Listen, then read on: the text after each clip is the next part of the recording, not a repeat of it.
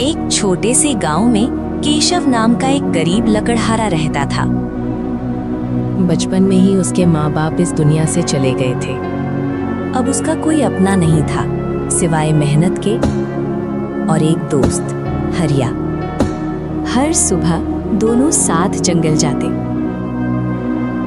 कुल्हाड़ी की आवाज, पसीने की बूंदें और बीच बीच में हंसी, यही उनकी जिंदगी थी।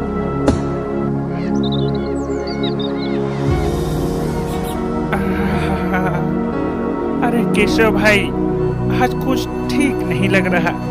सिर घूम रहा है, हाथों में अब जान नहीं बची। तो क्या हुआ? बैठ जा जरा सा, जंगल भागा नहीं जा रहा कहीं। पर आज मेरा काम रह जाएगा। तू रोज ही इतना करता है भाई। काम रह गया तो क्या हुआ? तू मेरा दोस्त है, मैं तेरे लिए काम कर दूंगा। आज तेरे लिए भी लकड़ी मैं ही काटूंगा। पर केशव, तुझे भी तो थकान होती होगी। थकान तो शाम को चली जाती है, लेकिन अगर दोस्त का साथ छोड़ दिया तो वो उम्र भर चुभती रहती है। केशव लकड़ियां काटने लगता है और हरिया बैठकर आराम करने लगता है। अरे केशव, तेरे से ज्यादा मूर्ख आदमी आज तक नहीं देखा। अरे ये तो मेरी एक योजना थी तेरे से अपना काम करवाने की। अब बस कुछ ही देर आराम कर लेता हूँ। तू तो है ही ना मेरा काम करने के लिए। उस दिन केशव ने दोगुनी मेहनत की। हर वार के साथ पसीना बहता रहा, हाथ कांपते रहे, लेकिन चेहरे पर शिकन नहीं आई। उसे अपनी थकान से ज्यादा हरिया की चिंता हो रही थी। सूरज ढलने लगा, जंगल सुनहरी रोशनी में नहा गया। केशव ने आखिरी गट्ठर बांधा और हरिया की ओर देखा। चल भाई, आज बोझ थोड़ा ज्यादा है। बता कौन सा लेगा? ये लेगा? ले ले ले ले। अरे भाई, तेरे घर में ज्यादा बड़ा परिवार है तो मैं थोड़ा सा भी ले जाऊंगा तो जी लूंगा। केशव, आज समझ में आया असली अमीरी क्या होती है। तू मेरा मित्र नहीं, भाई है, भाई। दोनों कंधे पर गट्ठर उठाए जंगल की पगडंडी पर चल पड़े।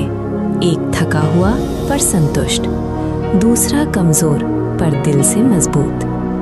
क्योंकि सच्ची दोस्ती वो नहीं होती जो साथ हंसे, सच्ची दोस्ती वो होती है जो बोझ भी साथ उठा ले। बाजार से लकड़ियां बेचकर केशव और हरिया वापस अपने घर आ रहे थे। गांव के मोड़ पर पुराने पीपल के नीचे हरिया की माँ सावित्री खड़ी थी। दोनों बेटों का इंतजार कर रही थी। प्रणाम काकी। आ गया रे, आज देर हो गई। हाँ माँ, जंगल में ज्यादा काम था। आप चलो, मैं अभी आता हूँ। इतना कहकर हरिया गट्ठर उठाए घर की ओर बढ़ गया। पीपल के नीचे अब सिर्फ केशव और सावित्री रह गए। तो भी रोज ऐसे ही मेहनत करता है बेटा? कभी अपने बारे में सोचा है? सोचा है काकी, पर जो चल रहा है वही ठीक लग रहा है। ऐसा कब तक चलता रहेगा? और कैसा रहा आज का दिन? अरे काकी, ये तो रोज का है। आज तो किस्मत ही अच्छी थी, लकड़ियां जल्दी बिक गईं। आप बताइए, आप कैसी हैं? मैं तो ठीक हूँ, पर तुझे देख के मन घबराता है बेटा। कब तक ऐसे अकेला मेहनत करता रहेगा? तेरे पास जमीन है, खेती कर ले, लोग भी समझाते हैं। जंगल में जान जोखिम में डालकर कब तक जाएगा? काकी, मैंने सब सोचा है, लेकिन सच कहूँ तो मुझे इससे ज्यादा चाहिए भी क्या? ना बीबी है, ना बच्चे हैं, ना कोई इंतजार करने वाला। खेती करूंगा तो रोज की चिंता, कभी पानी की, कभी फसल की, और अगर मेहनत बेकार गई तो अभी जो है वही ठीक है। दिन भर लकड़ी काटता हूँ, शाम को पेट भर खाना मिल जाता है, रात को चैन की नींद आती है। मेरे लिए तो यही बहुत है काकी। बेटा, इंसान को कभी कभी अपने लिए नहीं, किसी और के लिए भी जीना चाहिए।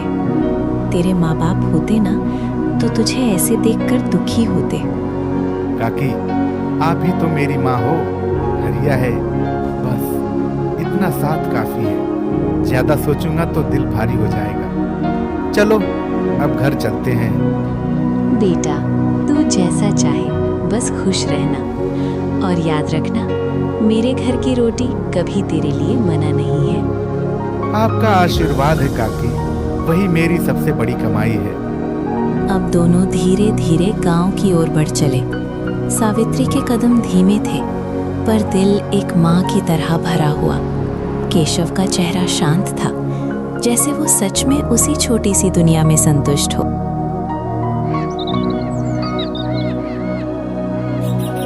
रास्ते में सावित्री केशव से कहती है, बेटा केशव, इतनी शाम हो गई है, घर जाकर अकेले क्या करेगा? चल मेरे साथ, आज मेरे घर ही खाना खा ले। दिन भर जंगल में खटता है, थोड़ा चैन से बैठकर मेरे हाथ का खाना खा लेगा तो मन अच्छा रहेगा। अरे काकी, आप भी ना, मैं तो घर जाकर बस 2 रोटी सेकने वाला था, लेकिन आप इतना प्यार से कह रही हैं तो मैं मना कैसे करूं। आपके हाथ की रोटी का स्वाद आज भी याद है। जब मेरे माता पिता की मृत्यु हो गई थी तो आप ही ने तो मुझे पाला था। सावित्री की आंखें खुशी से चमक उठी। क्या तू भी ऐसे मत बोला कर, मैं भी तो तेरी माँ ही हूँ।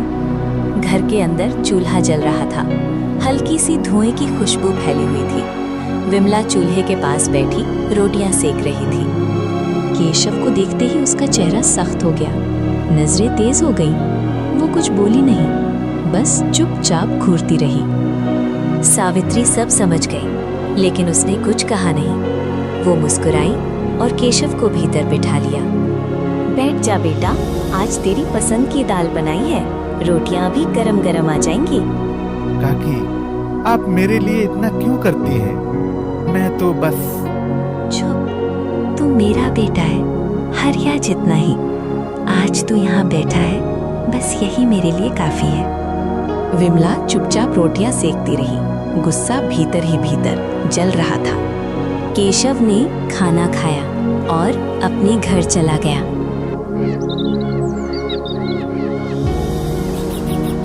एक दिन केशव अपने घर के बाहर लकड़ियां बांध रहा था। तभी गांव का बलवंत तेजी से वहां आया। सांस फूल रही थी, जैसे कोई जरूरी खबर हो। अरे केशव, कहाँ हो भाई? बोलो बलवंत, क्या बात है? तुम्हें जमींदार जी ने याद किया है। जमींदार जी? लेकिन मैंने उनसे तो कोई कर्ज नहीं लिया, फिर क्यों बुलाया होगा? अरे भाई, कर्ज की बात नहीं है, जाओ देखो, समझ जाओगे, या फिर घर बैठे बैठे जान लोगे। चलो, खुद चलकर देख लो। केशव के मन में सवालों का सैलाब उठ गया, पर बिना कुछ पूछे वो बलवंत के साथ चल पड़ा। गांव का जमींदार सबकी नजर में बड़ा नेक और दयालु व्यक्ति माना जाता था, लेकिन सच्चाई कुछ और ही थी। वो चालाकी से भोले भाले गांव वालों की जमीन अपने नाम करा लेता था। उसकी मीठी बातों के पीछे लालच और छल की एक गहरी परत छुपी थी, जिसे कोई समझ नहीं पाता था। केशव पहली बार जमींदार के दरवाजे पर पहुंचा। सामने वही आदमी जिसे पूरा गांव ईमानदार और भला मानता था। केशव, सुना है तुम बहुत मेहनती हो। अब से अपनी सारी लकड़ियां मुझे दे दिया करो, मैं तुम्हें हर बार अच्छा दाम दूंगा। जैसी इच्छा मालिक, मैं रोज लकड़ियां लाकर यहीं दे जाया करूंगा। बस उसी दिन से केशव हर सुबह जंगल जाता, मेहनत से लकड़ियां काटता और शाम को जमींदार की हवेली पर पहुंचा देता।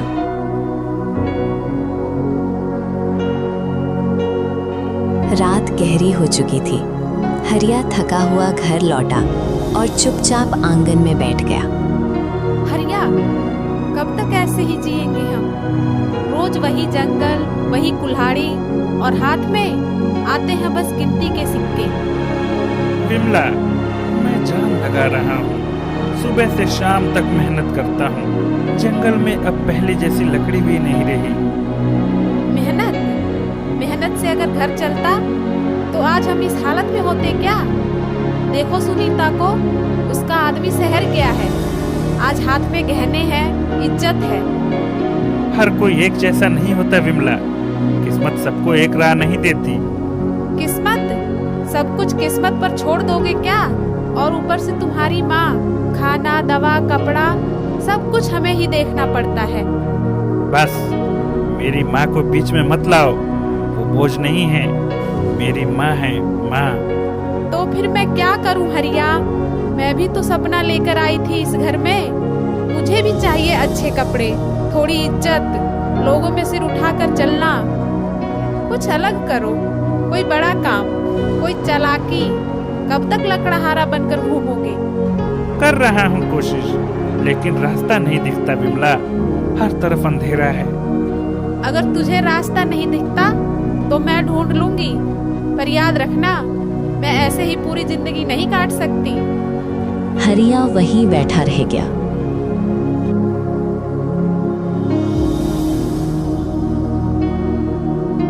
एक दिन सुबह होते होते पूरे गांव में खबर फैल गई, जमींदार के घर से कीमती गहने चोरी हो गए हैं। किसी के मुंह से डर था, किसी के मुंह से मजा। थोड़ी ही देर में चौपाल भर गई। पीपल के नीचे पंचायत बैठी, बीचों बीच जमींदार खड़े थे। चेहरे पर गुस्सा भी था और चोट भी। सरपंच जी, कल रात मेरे संदूक से गहने चोरी हो गए, और अजीब बात ये है कि कल के दिन मेरे घर में सिर्फ 2 लोग लकड़ी देने के लिए आए थे, एक हरिया की पत्नी और दूसरा केशव। चौपाल में सरगुसियां फैल गईं। कोई हरिया की तरफ देख रहा था, कोई केशव की। पहले हरिया की पत्नी लकड़ी रख कर गई थी, फिर बाद में केशव। रोज की तरह शक तो इन्हीं दोनों पर जाता है सरपंच जी। ठहरो, शक से फैसला नहीं होता, पहले सच्चाई देखी जाएगी। इतने में भीड़ को चीरती हुई विमला आगे आई। चेहरे पर घबराहट भी थी और अपमान की चोट भी। सरपंच जी, मैं रोज की तरह लकड़ी लेकर गई थी, आंगन में रखी, चौखट पर पैर छुए और लौट आई। न अंदर गई, न किसी संदूक के पास। मैं चोरी क्यों करूंगी? कुछ औरतों ने सिर हिलाया। सबने उसे आते जाते देखा था। ठीक है विमला, अब केशव की बात सुनी जाएगी। सरपंच जी, मैंने भी रोज की तरह लकड़ी दी और लौट आया। न ताला छुआ, न गहने देखे। मेरी कमाई मेहनत की है। चोरी करना मैंने कभी नहीं सीखा, कभी नहीं। मैंने नाम बता दिया, अब जांच पंचायत की है। जो दोषी हो उसे सजा मिलनी चाहिए। पहले केशव के घर की तलाशी होगी। अगर साफ है तो डरने की कोई बात नहीं है। अगर कहीं से गलती हुई तो पंचायत छोड़ेगी नहीं। मोती और राम खिलावन आगे आए। केशव चुपचाप उनके साथ चल पड़ा। चौपाल की हवा भारी हो गई। कुछ देर बाद वे लौटे। मोती के हाथ में कपड़े में लिपटे 2 गहने थे। सरपंच जी, ये गहने केशव के घर के मटके के पीछे से मिले हैं। चौपाल में जैसे आग लग गई। कोई चिल्लाया, कोई हक्का बक्का रह गया। देख लिया, 4 गहने चोरी हुए थे और 2 ही मिले हैं। क्या कहेगा अब? तेरे घर से गहने निकले हैं। सरपंच जी, मुझे नहीं पता ये मेरे घर में कैसे पहुंचा। मैं आज भी वही कहता हूँ, मैं चोर नहीं हूँ। अरे 2 ही गहने मिले हैं, बाकी के कहीं छुपा दिए होंगे। हाँ हाँ, चोर पूरा माल एक जगह थोड़ी रखता है। चुप रहे, पंचायत है, तमाशा नहीं। सन्नाटा छा गया। फिर सरपंच ने जमींदार की ओर देखा। बाकी 2 गहनों के बदले आप क्या न्याय चाहते हैं? अगर मुझे केशव की जमीन मिल जाए तो मेरी भरपाई हो सकती है। केशव का चेहरा सफेद पड़ गया। सरपंच जी, वो जमीन मेरे माँ बाप की आखिरी निशानी है। मैं कसम खाकर कहता हूँ सरपंच जी, मैंने चोरी नहीं की। सबूत हमारे सामने है केशव। पंचायत का फैसला बदल नहीं सकता। बाकी 2 गहनों के बदले केशव की जमीन जमींदार जी के नाम की जाती है। एक पल में केशव से उसकी सबसे बड़ी पूंजी छिन गई, जमीन और सम्मान। भीड़ धीरे धीरे छट गई, लेकिन केशव वहीं खड़ा रहा। उस शाम सूरज सिर्फ आसमान में नहीं डूबा, केशव की जिंदगी में भी एक लंबी अंधेरी रात उतर आई। पंचायत खत्म होते ही भीड़ धीरे धीरे छट गई। कोई चुप था, कोई संतुष्ट। जमींदार भी भारी कदमों से अपने घर लौट आया। घर के भीतर जमींदार की पत्नी सरला दरवाजे के पास ही खड़ी थी। चेहरे पर बेचैनी साफ झलक रही थी। एक बात पूछूं जी, आपने पंचायत में वो सब क्यों कहा? हमारे तो कोई गहने चोरी नहीं हुए थे। जमींदार ठिठका, फिर होठों पर एक हल्की टेढ़ी मुस्कान आई। अरे सरला, आज भी तू वैसी की वैसी ही है, सीधी, दिमाग और समझ से भी सरला ही है तू। मतलब? ये सब मैंने रचा था केशव की जमीन हड़पने के लिए। क्या? पर वो तो गरीब लकड़हारा है। तो क्या हुआ, जमीन तो जमीन होती है, उपजाऊ है, और वो कुल्हाड़ी उठाकर जंगल में मरता रहता है। सरला के चेहरे का रंग उड़ गया। लेकिन आपने उसके घर गहने क्यों रखवाए? रखवाए नहीं, मैंने खुद रखे थे। कितने? 4 नकली। तो पंचायत में सिर्फ 2 ही क्यों मिले? यही तो किस्मत का खेल है, 4 में से 2 किसी और ने उड़ा लिए। अगर चारों मिल जाते तो मैं यही कह देता कि 6 गहने थे। सरला की रूह कांप गई। ये बहुत गलत है। भगवान से डरिए। भगवान तो उन्हीं का साथ देता है जिनके हाथ में ताकत होती है, ताकत। और देख लिया ना, केशव और ज्यादा फंस गया और उसकी जमीन आज मेरे नाम हो गई है। अगर इसका बुरा अंजाम हुआ तो? अब की तब देखेंगे सरला, अभी तो फायदा हमारा है। दीपक की लौ हल्की सी कांपी। सरला चुप रह गई और जमींदार संतुष्ट मुस्कान के साथ अंधेरे में डूब गया। विमला की आवाज में अब वो तेजी नहीं थी। हरिया अभी भी दरवाजे के पास खड़ा था, जैसे कोई बच्चा जो अभी अभी कोई बड़ा राज सुनकर हक्का बक्का हो गया हो। सुनो हरिया, तुम्हें पता है ना, केशव के घर से वो गहने मैंने ही लिए थे। तूने? सच में? लेकिन वो तो चोर निकला ना, पूरा गांव कह रहा है। अरे वो चोर है या नहीं, उससे क्या मतलब। मैंने देखा उसके घर में 4 चमचमाते गहने पड़े थे। जब वो जंगल गया था, मैं चुपके से गई, 2 ले लिए और बाहर कुएं वाली झाड़ी में छुपा दिए। बाकी 2 तो जमींदार के आदमियों ने ढूंढ लिए। अब वो सोच रहा होगा कि उसके घर में कैसे आए थे, लेकिन हमारा क्या जाता है। विमला, ये बहुत बड़ा जोखिम है। अगर किसी को पता चल गया तो, जमींदार को शक हुआ तो हम दोनों फंस जाएंगे। शक किसे होगा? केशव भोला है, वो खुद को दोषी मान रहा है। गांव वाले भी उसी पर इल्जाम लगा रहे हैं। हम तो बस मौका देख कर ले आए। अब ये गहने हमारे हैं। फिर क्या करेंगे? रखेंगे?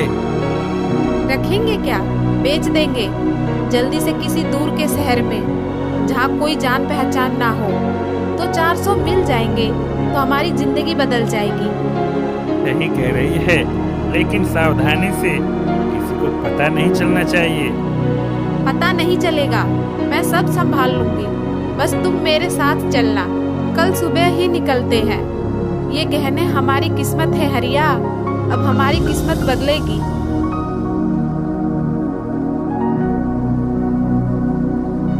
सुबह की धूप अभी ठीक से फैली भी नहीं थी कि हरिया घर से निकल पड़ा। वो शहर की ओर जाने वाली पगडंडी पर चल पड़ा, बार बार इधर उधर देखता हुआ। जंगल के किनारे उसे केशव दिख गया। कंधे पर कुल्हाड़ी थी, चाल धीमी, चेहरा बुझा हुआ, जैसे रात भर सोया ही ना हो। हरिया को देखते ही केशव रुक गया। अरे केशव, तू यहाँ क्या कर रहा है? मैंने सुना है तूने जमींदार के घर से गहने चुरा लिए। ये सच है क्या? भाई, चोरी गलत होती है, तुझे ऐसा नहीं करना चाहिए था। हरिया, तू भी यही सुनाने आया है? मैंने कोई चोरी नहीं की भाई। मैं मेहनत करता हूँ, उसी से पेट भरता हूँ। मेरे घर वो गहने कैसे आए मुझे खुद नहीं पता। मैं रोज जंगल जाता हूँ, घर खाली रहता है, कोई भी आ जा सकता है, पर मैंने हाथ नहीं लगाया कसम से। तो फिर पंचायत में गहने तेरे घर में कैसे मिले? पूरा गांव यही बोल रहा है। जमीन तक चली गई तेरी। कहीं तूने बाकी गहने लालच में छुपा तो नहीं दिए? छुपाए? हरिया, तू मुझे जानता है, मेरे पास छुपाने को क्या है? न पैसा न लालच। मैंने कभी किसी का एक पैसा भी गलत नहीं लिया। अगर गहने मिले तो किसी ने डाले होंगे, पर मैं चोर नहीं हूँ। कम से कम तू तो मुझ पर भरोसा कर। भरोसा? अब क्या भरोसा करूं? सबूत तो तेरे खिलाफ हैं। अगर तू निर्दोष है तो पंचायत में चुप क्यों रहा? कुछ बोला क्यों नहीं? क्या बोलता भाई, मेरे पास दिखाने को सिर्फ ये कुल्हाड़ी है। मैंने न कभी झूठ बोला, न किसी को धोखा दिया। तू मेरी जिंदगी जानता है हरिया, फिर भी तू मुझे चोर कह रहा है। अगर तुझे ही यकीन नहीं तो अब मैं किससे कहूँ? अच्छा ठीक है, जो होगा देखा जाएगा। मुझे शहर जाना है, कुछ काम है। तू अपना ख्याल रख और आगे सावधान रहना। जा भाई जा, बस याद रखना मैंने कभी झूठ नहीं बोला। और तू मेरा भाई है, मैं ये बात कभी नहीं भूलूंगा। हरिया ने सिर हिलाया, नजरें झुकाए तेज कदमों से आगे बढ़ गए। हरिया भोर होते ही शहर की ओर निकल पड़ा था। शाम ढलते ढलते लौटा तो चेहरा उतरा हुआ था और हाथ खाली। विमला आंगन में बैठी थी, उसकी आंखें उसी का रास्ता देख रही थी। विमला, सब बेकार निकला। दुकानदार ने हाथ में लेते ही बोला, ये गहने नहीं, कांच के टुकड़े हैं, बेचने लायक भी नहीं। तो अब क्या करेंगे? फेंक दें? फेंकना आसान है। अगर किसी को पता चल गया ये हमारे पास थे तो जमींदार ने केशव की जमीन तो ली, कहीं हमारी भी ना ले ले। कौन साबित करेगा कि ये नकली थे? इसलिए चुप रहना ही ठीक है हरिया। एक शब्द भी बाहर गया तो पंचायत में फंस जाएंगे। तभी दरवाजे के पास सावित्री खड़ी थी। आंखें लाल थीं, हाथ कांप रहे थे। पूरा सच सुन चुकी थी। तुम दोनों ने बहुत बड़ा पाप किया है। केशव कितना भोला है, उसकी जमीन चली गई तुम्हारी चाल की वजह से। मैं अभी सरपंच जी के पास जाऊंगी, सब सच बता दूंगी। अम्मा, ये आप क्या कह रही हैं? जरा सोचिए। हाँ अम्मा जी, जरा दिमाग से सोचिए। सच बताने से केशव को क्या मिलेगा? जमींदार भड़क गया तो हम सब मिट जाएंगे। मुझे किसी का डर नहीं, गुनाह का फल तो भोगना ही पड़ता है। केशव ने तुम्हारा क्या बिगाड़ा था? हरिया और विमला ने एक दूसरे की तरफ देखा। हवा भारी हो गई। फिर हरिया ने धीरे से सावित्री का हाथ पकड़ लिया। अम्मा, आप ऐसा मत करिए। अगर आपने एक शब्द भी बोला तो समझ लीजिए केशव की जान को खतरा हो जाएगा। हम मजबूर हैं, आपकी वजह से ये नहीं चाहते, पर चुप रहना ही होगा। सावित्री का चेहरा सफेद पड़ गया। घर में सन्नाटा छा गया, ऐसा सन्नाटा जिसमें सिर्फ डर और पछतावा सांस ले रहा था।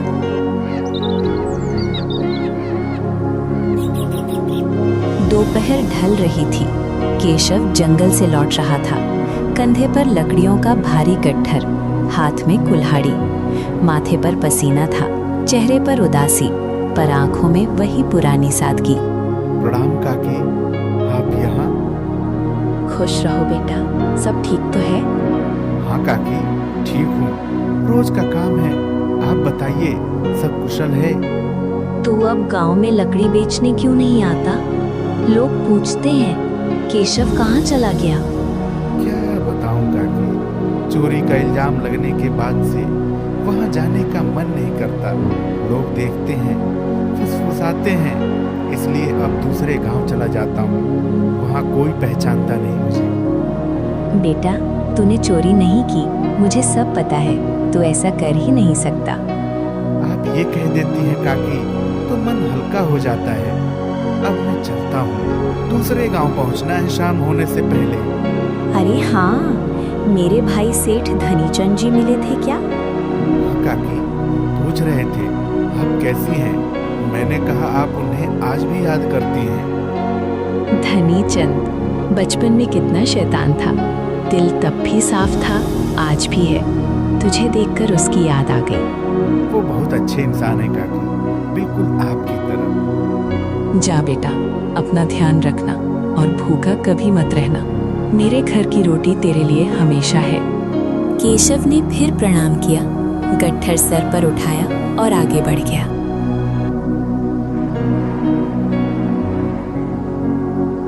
रात गहरा चुकी थी।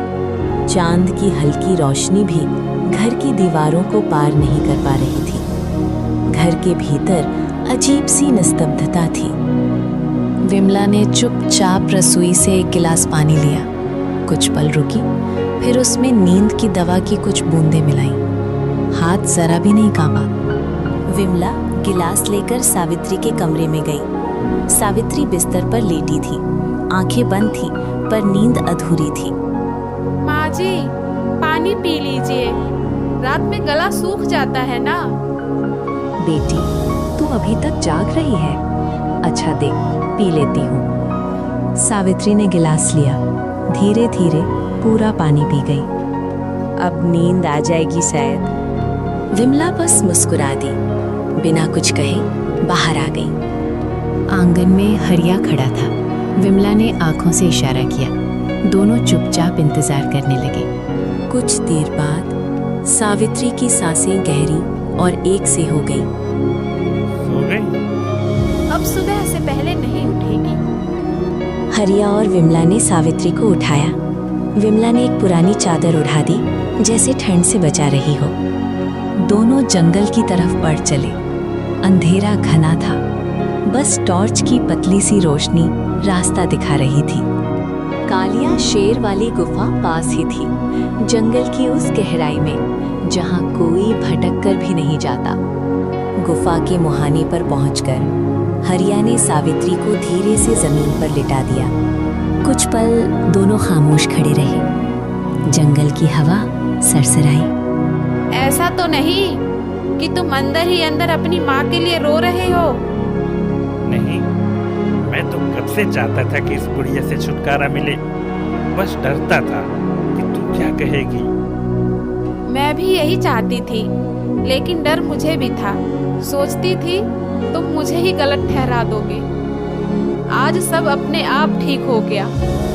सुबह होते ही कालिया शेर अपना काम कर देगा, और अगर जाग भी गई तो दवा का असर दिन भर रहेगा। यहाँ कोई नहीं आता। तो फिर ठीक है, चलो घर। दोनों ने एक बार फिर सावित्री को देखा, फिर बिना कुछ कहे पीछे मुड़ गए। पीछे गुफा में सन्नाटा था, बस सावित्री की धीमी सांसें और जंगल की हल्की सरसराहट।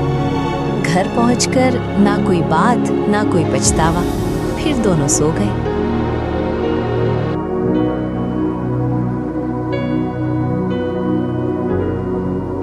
अगली सुबह की पहली किरणें अभी अभी फैली थी। अरे बाप रे, आज तो देरी हो गई। जल्दी चलता हूँ, नहीं तो शाम को घर लौटने में मुश्किल हो जाएगी। वो तेजी से उठा, अपनी पुरानी कुल्हाड़ी कंधे पर टांगी और जंगल की ओर चल पड़ा।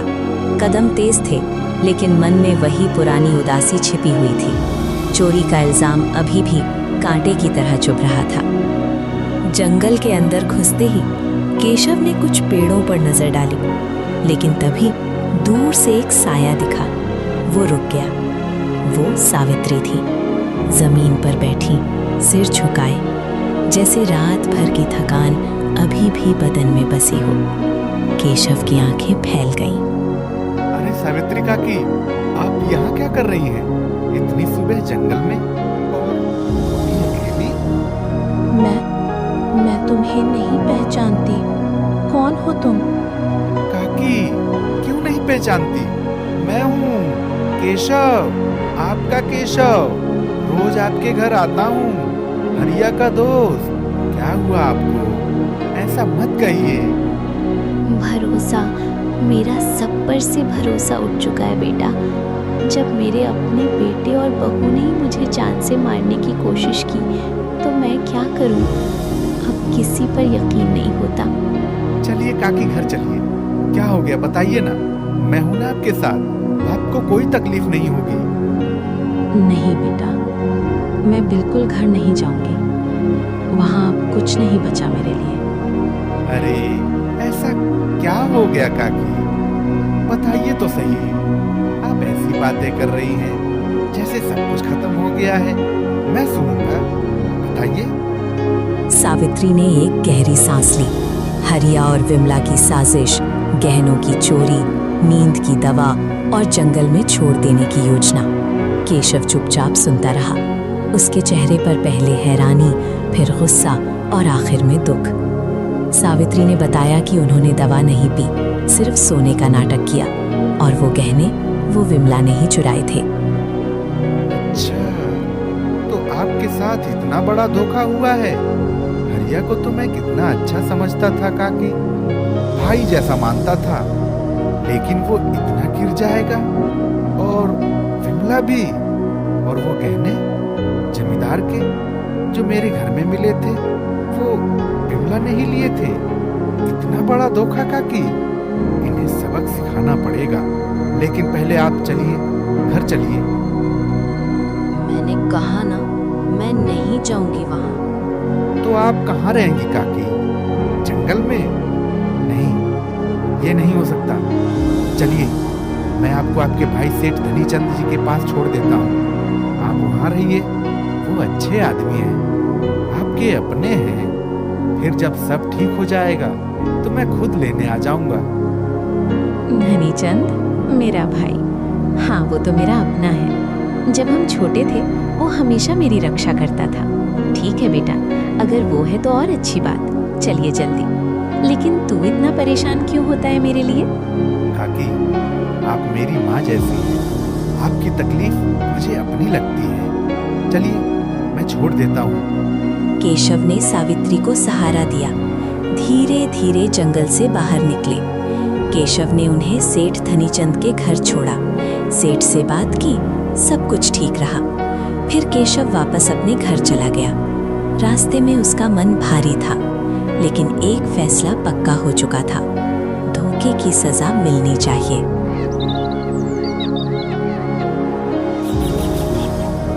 दिन बीतते जा रहे थे। हरिया की हालत अब सच में खस्ता हो चुकी थी। पैसे खत्म, घर में रोटी तक मुश्किल से बनती। हरिया, अब बहुत हो गया। तुम जल्दी से कोई काम धंधा ढूंढो। कब तक ऐसे पड़े रहोगे?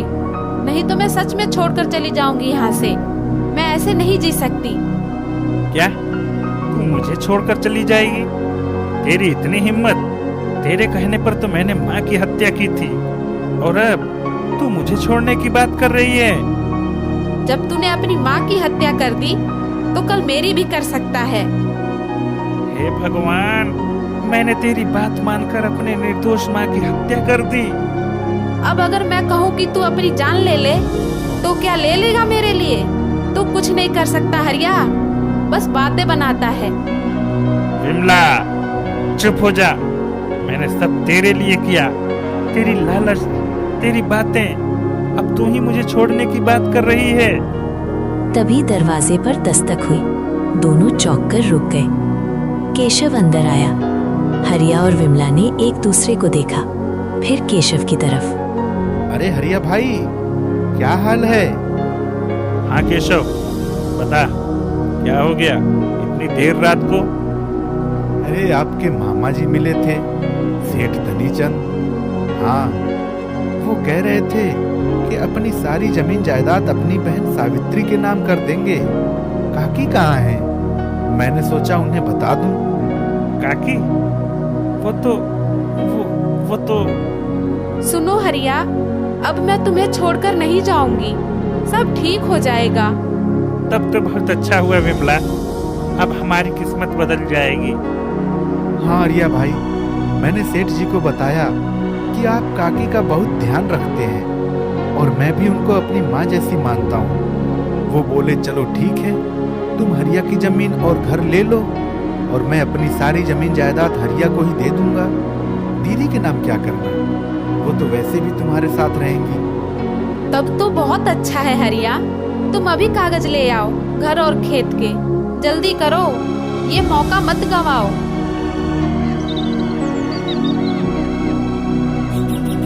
हरिया तुरंत अंदर गया, पुराने बक्से से कागजात निकाल लाया। फिर केशव ने बाहर इशारा किया और सावित्री और सेठ धनीचंद अंदर आए। हरिया और विमला के चेहरे सफेद पड़ गए। सावित्री का चेहरा दर्द और गुस्से से भरा था। सेठ धनीचंद की आंखें सख्त। काकी आइए, आप कहाँ चली गई थी? माँ, अरे जहाँ तुम लोगों ने मुझे छोड़ दिया था, जंगल में शेर की गुफा के पास, सोचा था मैं मर जाऊंगी, लेकिन भगवान ने बचा लिया। हाँ, मुझे भी नहीं पता था कि मेरी दीदी इतनी तकलीफ में है। तुम दोनों ने इन्हें बहुत कष्ट दिया है और ये बात तो सच है। मैं अपनी जमीन जायदाद वैसे भी तुम दोनों को देने वाला था, लेकिन अब तुम दोनों की असलियत मेरे सामने आ गई है। मेरा तो कोई परिवार ही नहीं था। मामा जी, वो गलती हो गई हमसे। गलती? अरे तो आखिर इस सारी जमीन और जायदाद के मालिक भी तो तुम ही होते, लेकिन तुम लोगों ने मेरी दीदी को ही जान से मारने की कोशिश की। आज से ही मैं अपनी सारी जमीन जायदाद केशव के नाम करता हूँ। वही नेक आदमी है और भोला भी, वही इसके योग्य है और तुम दोनों की जरूरत मेरी दीदी को नहीं है। भोला ही सब संभाल लेगा। सेठ ने कागजात पर दस्तखत कर दिए। फिर पंचायत बुलाई गई। पूरा गांव इकट्ठा हुआ। सच्चाई सामने आई। गहनों की चोरी, साजिश, सब कुछ। सरपंच ने फैसला सुनाया। मैं तेरी बात न मानता तो आज मेरी जिंदगी अच्छी होती। सब कुछ तेरी वजह से बर्बाद हो गया। मानती हूँ कि मैंने गलती की, लेकिन कम से कम तुम्हें तो अच्छा सोचना चाहिए था। वे दूर चले गए, गांव की सीमा पार। पीछे केशव और सावित्री खड़े थे। जिंदगी ने न्याय कर दिया था और गांव की हवा में अब शांति थी।